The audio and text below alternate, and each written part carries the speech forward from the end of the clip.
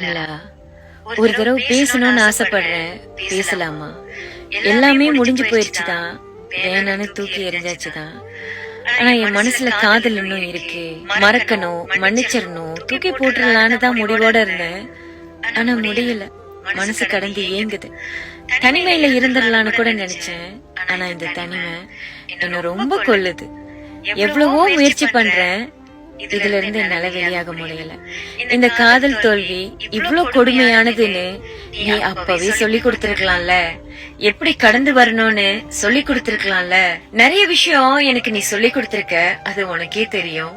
ஆனா இந்த மாதிரியான கஷ்டங்கள் எனக்கு வரும்னு அப்பவே சொல்லியிருந்தா உன் பக்கமே நான் வந்திருக்க மாட்டேன்ல.